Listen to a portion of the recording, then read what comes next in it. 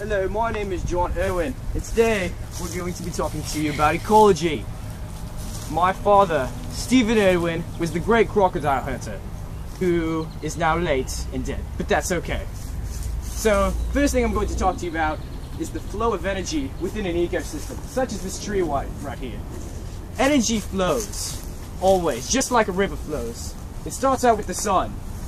The sun will then pour down energy and its rays onto this here grass and plants. Organisms will then come and eats up that grass. And then one other organism will eat that organism.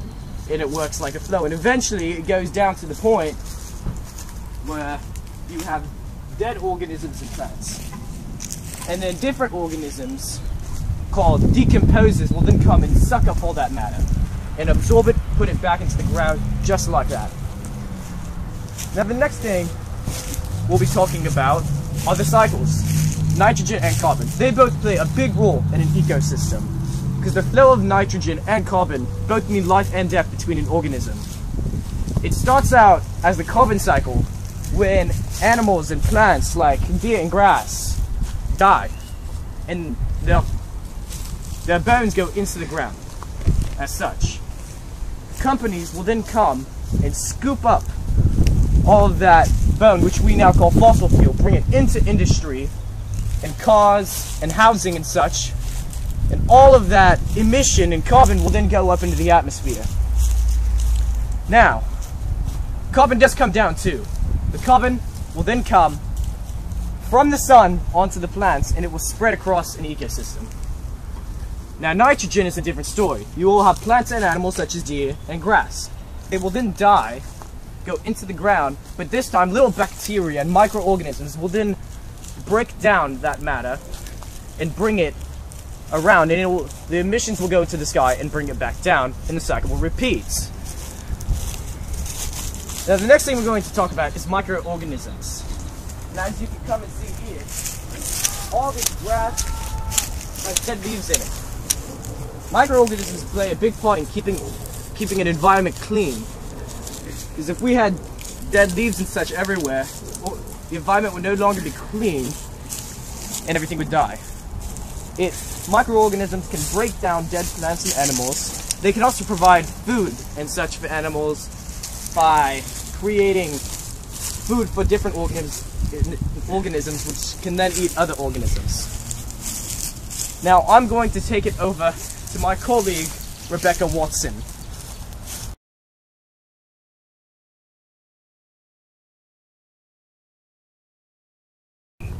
Hello there, I'm Rebecca Watson and I'm here to talk to you about ecology.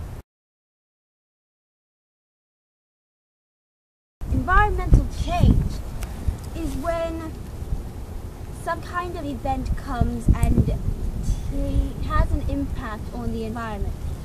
Like building up a school in a field. This school used to be one big field a long time ago. And then whenever the school was built up, things that lived in the field, such as squirrels, birds, and other organisms, were wiped out or forced to move to other locations. Which is why, here in the school, you don't see very many organisms around. Yes, there's still trees, but there's not very many organisms living in the trees right now. Like you don't see squirrels roaming around, or birds, possums, foxes. No, that's in a forest. This is a school. And there are two types of succession, primary and secondary. Succession starts whenever there is some kind of disaster, natural or man-made. In primary, the soil is destroyed by that disaster. So yes, the lichens or moss are known as pioneer species. They will come and break up the rocks that are there, because there's no soil, there's just rocks or sediment, and they will break that down into soil. Then from the soil there can be plants will grow and trees.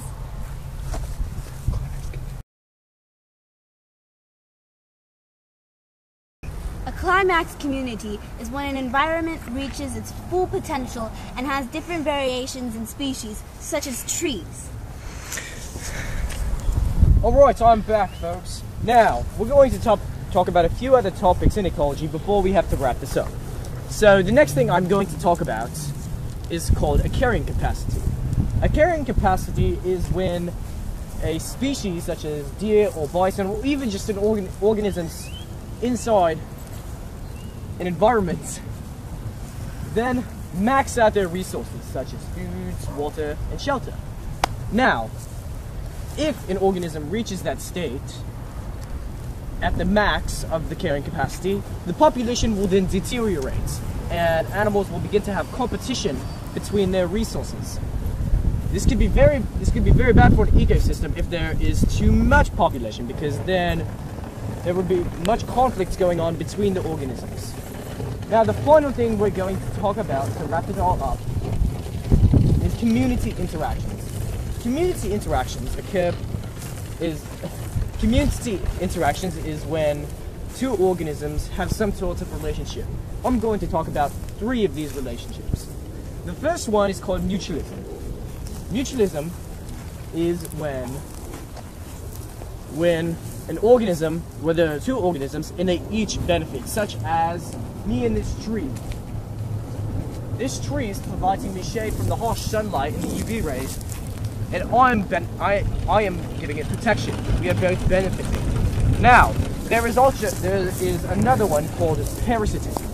Parasitism is when there are 2 organisms in a relationship, and one of them is benefiting and one of them is harmed, such as a flea, like me and a flea. A flea will harm me and it will suck my blood and it will be benefiting. I will be harmed and I will not get anything out of it.